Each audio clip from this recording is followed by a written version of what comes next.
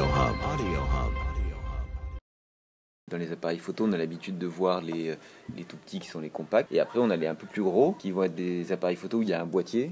Et en plus, après, il y a un objectif qu'on peut changer. C'est un gros boîtier où dessus, je peux mettre plusieurs objectifs. Je dois avoir 6 objectifs différents que je peux changer en fonction de ce que je veux photographier. Et après, c'est un gros boîtier. Ça, c'est ce que j'utilise principalement. Et après, donc, vous avez dû voir qu'il y a des photos des fois sous-marines. Et donc là, ce boîtier-là, je vais le mettre dans un gros caisson qui va pouvoir aller sous l'eau. Et je vais pouvoir aller sous l'eau avec l'appareil photo. Moi, j'aime beaucoup les thèmes qui sont en lien avec la nature. Il y a toujours des hommes dans mes photos. Mais les thèmes que j'aime énormément, ce sont les hommes qui s'occupent des animaux. J'ai pas l'occasion d'en faire énormément parce que c'est souvent difficile d'avoir des scientifiques qui travaillent sur les animaux. Particulièrement, un des thèmes qui m'a le plus plu, c'est le travail sur le déssement des Pyrénées. Je sais pas si vous connaissiez le déssement avant de voir ça. Moi, c'est un animal extrêmement rare, moi qui me passionne depuis que je suis gamin, que j'ai votre âge, quoi, en gros, que j'ai 14-15 ans. Très très compliqué à voir, etc. Et j'ai pu travailler pendant 1 an et demi avec ces scientifiques-là qui travaillent sur l'animal. On a pu faire les premières photos sous-marines de l'animal et sortir un livre sur cet animal-là. Il n'y en avait pas jusque-là. Il faut imaginer, sur une expédition, on fait 500 à 1000 photos par jour. Il faut d'abord trier ces photos, choisir les bonnes qui nous intéressent. Une fois qu'on les a triées, il faut aller les retoucher. Donc, le travail de retouche, c'est juste la gestion de la lumière, la gestion des contrastes. Et ça, c'est énormément de temps. Je pense que pour une journée de photo, il me faut une demi-journée de tri et de retouche. Je fais mes photos, mes reportages. Après, je travaille avec une agence de presse qui s'appelle l'agence de presse Zeppelin. C'était sur l'expédition polaire Under the Pole, là, pendant les 1 an et demi. On naviguait sur un bateau, on était dans l'eau libre, on n'était pas bloqué dans la glace. On avançait, on plongeait. Et puis après, il y a eu une seconde période où là, le bateau était pris dans la glace, ne bougeait plus. Il y a 2 photos, une qui illustre chacune de ces périodes, une qui est la couverture du livre sur Under the Pole, je sais pas si vous l'avez vu, où en fait on voit la photo à moitié dans l'eau, à moitié hors de l'eau. Donc c'est pas une photo retouche, c'est pas un montage. Ce qui est génial sur cette photo-là, ça représente toute l'expédition. On voit le bateau, on voit la glace, on voit les plongeurs, donc on voit à la fois hors de l'eau, dans l'eau. Hors de l'eau, on voit aussi des équipiers qui sont sur le bateau. On a vraiment l'aurore boréale. Oui. Les 2 personnes qui équipent les plongeurs sont là, le bateau est là, voilà. Donc on a un peu tous les ingrédients qui parle de cette deuxième partie d'expédition. Donc ça, moi, c'est ces photos que j'adore, c'est d'arriver à composer une photo qui parle de tout un projet d'un coup, quoi. Quand on fait du photojournalisme, on fait pas des photos à l'unité. On fait pas ce qu'on appelle de l'actu ou de la photo d'illustration. Le but, c'est toujours de faire un reportage qui raconte une histoire. C'est-à-dire que moi, quand je présente un reportage, j'ai au minimum 45 photos sur un sujet. Et qui, mis les unes à côté des autres, vont raconter une histoire. Et donc là, on est avec les bergers, etc., qui nous expliquent leurs problèmes, comment ils font après eux pour se défendre par rapport aux loups. Ils arrivent ici, là on voit quelqu'un qui est un lieutenant de louveterie qui lui aide le berger pour essayer de voir où sont les loups. Puis derrière, on voit après des personnes dans les parcs nationaux qui vont aider les bergers en leur amenant des petites cabanes. Puis voilà, donc on raconte toute une histoire au fur et à mesure, ça avance. On voit des choses incroyables tout le temps.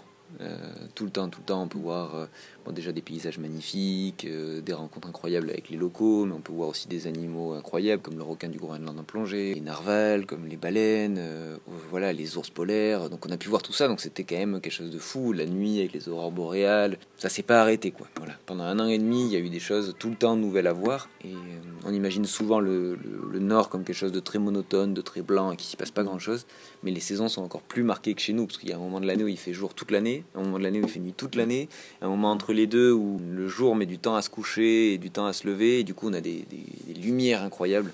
Donc c'est sûr que pour la photo, c'est des endroits magnifiques. Après, dans les autres souvenirs formes, le déssement, encore une fois, ça a été quand même quelque chose d'un peu particulier, parce que j'y travaillais longtemps. On vit ça un peu comme un rêve, comme une bulle, où on part, on est dans un autre monde en fait. Donc c'est vrai que oui, bien sûr qu'on aimerait voir la famille, mais on arrive quand même à s'envoyer quelques mails, à s'appeler de temps en temps, rarement, hein, mais une fois tous les 2 mois, quelque chose comme ça, s'appeler un petit peu. Il y a tellement de choses incroyables et tout ça, on fait tellement de choses tout le temps que je sais pas si je pourrais dire qu'elle m'a vraiment manqué, parce que j'avais d'autres choses qui compensaient tout ça. Mais c'est vrai qu'en fait, on est un peu déçu de voir des choses qu'on ne voit pas parce qu'on est ailleurs, quoi.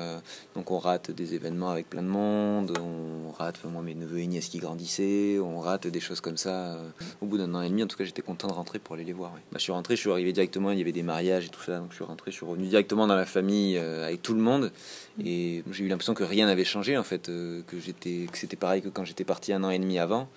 Et c'est que à force de discuter de choses, etc., qu'on s'aperçoit qu'on a raté des choses, que des événements qu'on n'avait même pas du tout suivis qui s'étaient passés, parce que on avait très peu d'accès à l'information. On avait un petit peu internet, mais ça coûtait très très cher, donc on pouvait très peu suivre les actualités, les choses comme ça. Donc on s'est aperçu qu'on a raté pas mal de choses pendant qu'on était dans notre bulle, dans notre petit rêve éveillé, quoi. Si on compte pas Under the Pole, qui est quelque chose un peu particulier, c'est partie d'une organisation qui finançait le voyage, etc. Pour le reste, non, en fait, mes voyages ne sont pas payés, c'est à moi d'investir. de prendre le pari que le reportage que je vais faire, je vais arriver à le vendre derrière. Donc c'est-à-dire que quand je commence un reportage, j'y vais, je fais les photos que je veux, je rencontre les gens que je veux, je retouche les images, je les édite, et puis après je vais les vendre, les proposer donc aux magazines, et là les magazines vont les acheter et vont les payer. Il y a toujours un petit pari de est-ce qu'on va arriver à le vendre ou pas. Donc on réfléchit toujours, voilà, est-ce que ce reportage est pertinent ou pas avant d'aller le faire. Moi j'ai une attache particulière avec le Mexique, où j'y vais régulièrement. Il y a plusieurs reportages sur le Mexique. Aujourd'hui, moi voilà, je parle l'espagnol, j'ai beaucoup de contacts là-bas. Donc c'est un pays où je suis amené à retourner, parce que pour faire des bons reportages, il faut connaître très très bien les pays. C'est compliqué de partir dans un pays, arriver, dire ouais, je vais aller au Vietnam, arriver au Vietnam, avoir 15 jours, 3 semaines. En fait, on n'arrive pas à rentrer assez en profondeur pour arriver à créer un vrai reportage qui a réellement un intérêt. Donc en fait, souvent, tous les photoreporters ont une petite spécialité. Moi, c'est plutôt le Mexique. Donc il y a de fortes chances que le prochain départ, ce soit encore une fois le Mexique. Donc ouais, c'est un rêve, en effet. Moi, j'essaye de faire que ma vie soit plein de rêves que j'arrive à réaliser. Et du coup, il y a eu le Desman, il y a eu les expéditions polaires, les expéditions avec adaptation dans les 4 milieux extrêmes de la planète. Et les Pyrénées, vivre dans les Pyrénées, c'était aussi un rêve, et j'espère qu'il sera bientôt réalisé. C'est une bonne base pour réfléchir tranquillement et être au calme. Moi, du coup, j'ai pas du tout fait des études de journalisme. En fait, j'ai fait d'abord une école de commerce et management, et après j'ai fait une école d'ingénieur en agronomie. La plupart des photojournalistes, en fait, n'ont pas fait d'études de photojournalisme. Il y a très peu de formations.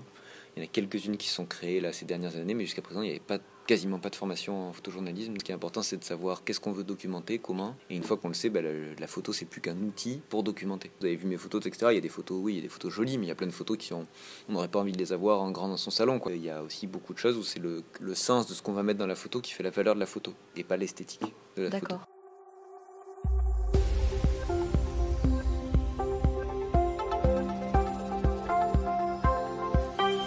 Audio Hub.